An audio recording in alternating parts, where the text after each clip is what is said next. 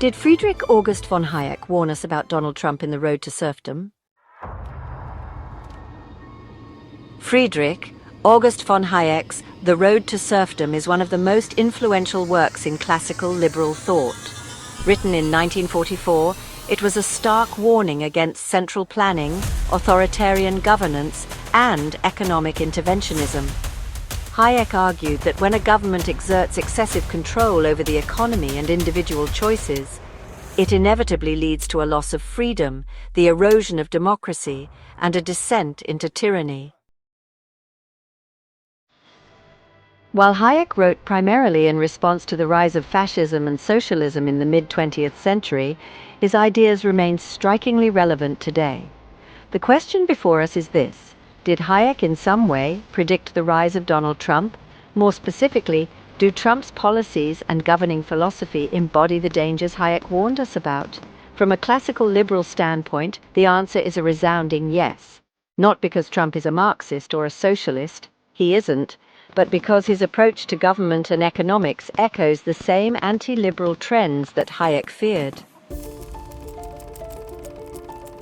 One of Hayek's primary arguments was that economic freedom and political freedom are inseparable.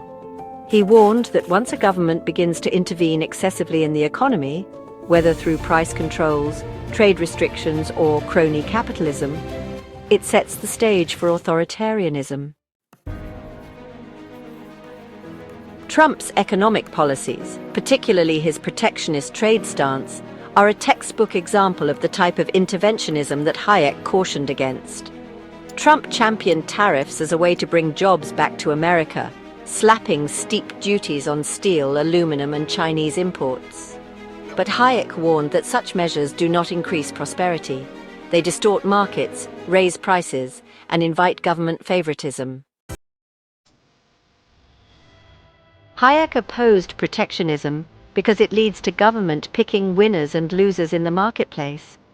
Instead of allowing free market competition to determine economic outcomes, tariffs and trade wars force businesses and consumers to adjust to arbitrary political decisions rather than natural market forces. Trump's approach to trade, governed more by nationalist impulses than by sound economic reasoning, is exactly the kind of short-term populist thinking that Hayek believed would ultimately lead to greater government control and inefficiency. Another key warning from The Road to Serfdom is that economic interventionism inevitably paves the way for an all-powerful leader who claims to be the only one capable of fixing the problems created by government interference. Hayek described how societies facing economic discontent often turn to a strongman figure who promises to take care of everything through sheer force of will. Sound familiar? Trump's rhetoric, his insistence that only I can fix it, his attacks on democratic institutions, and his disdain for constitutional checks and balances fits this pattern perfectly. He openly praised authoritarian figures like Vladimir Putin, Xi Jinping, and even Kim Jong-un, admiring their supposed strength in governing.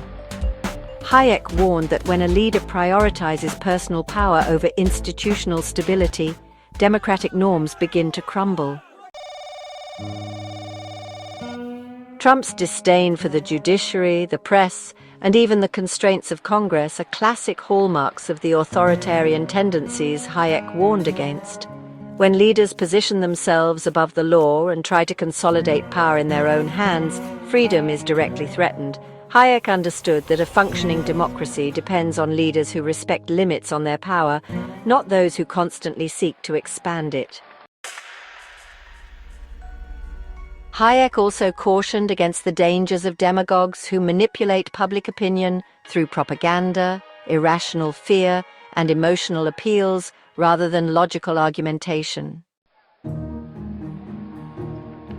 Trump's presidency was defined by misinformation, conspiracy theories, and a relentless assault on truth. From claims that Mexico was sending rapists to unfounded assertions about election fraud, Trump perfected the art of rallying his base through grievance politics rather than policy discussion. This is precisely the kind of irrational, tribalist discourse that Hayek warned about. In a truly free society, political decisions should be guided by reason, debate, and respect for truth.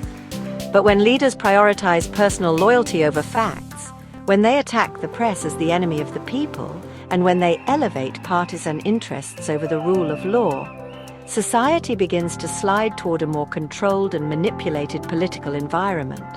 One where the state, or in Trump's case, a single leader, dictates the acceptable reality. Another area where Trump's policies aligned with Hayek's warnings is the dangerous blend of government and corporate power. While Trump claimed to champion capitalism, his administration frequently engaged in the kind of cronyism that Hayek saw as, a precursor to authoritarian control. Consider Trump's treatment of major corporations, granting subsidies and tariffs to favored industries while threatening to punish companies that didn't align with his political goals. He publicly attacked private businesses like Amazon and Harley-Davidson when they acted in ways he disliked, while offering protectionist policies to industries he sought to court politically, such as coal and steel. This is not free market capitalism. This is corporatism, an economic system where the government and certain businesses form a mutually beneficial alliance at the expense of competition and consumer choice. Hayek warned that once the government starts choosing economic winners and losers, it leads to corruption, inefficiency, and a dangerous concentration of power. Instead of letting businesses succeed or fail based on merit and consumer preference, Trump's economic favoritism undermined true market competition, just as Hayek predicted would happen when governments meddle in the economy. Hayek also warned against the gradual accumulation of power in the hands of the executive branch. A government that expands its control over economic and political life ultimately diminishes individual liberty. Trump made clear his preference for an unaccountable executive branch, where he alone dictated national policy. His frequent executive orders, his willingness to bypass Congress, and his outright refusal to accept legal rulings against him demonstrated his disregard for the separation of powers. Perhaps most troubling was his refusal to accept the results of the 2020 election. Hayek warned that once a leader begins to suggest that democratic processes are illegitimate, the door to tyranny is wide open. Trump's baseless claims of voter fraud and his efforts to overturn the election through political coercion are precisely the kind of anti-democratic maneuvers that Hayek cautioned would arise when a government becomes too centralized around a single individual. F.A. Hayek was not writing about Donald Trump in 1944, but his warnings about the dangers of interventionism, nationalism, and authoritarian governance fit Trump's presidency like a glove. Hayek understood that threats to freedom do not always come from socialism alone. They also emerge from nationalist demagogues who promise economic security at the cost of individual liberty. Trump's embrace of protectionism, his authoritarian rhetoric, his disdain for democratic institutions, his reliance on economic favoritism, and his cultivation of a political cult of personality all align disturbingly well with Hayek's vision of a society veering towards serfdom. While Trump did not impose outright socialism, his policies still trended toward state intervention, executive overreach, and a disregard for the free market principles that form the bedrock of classical liberalism.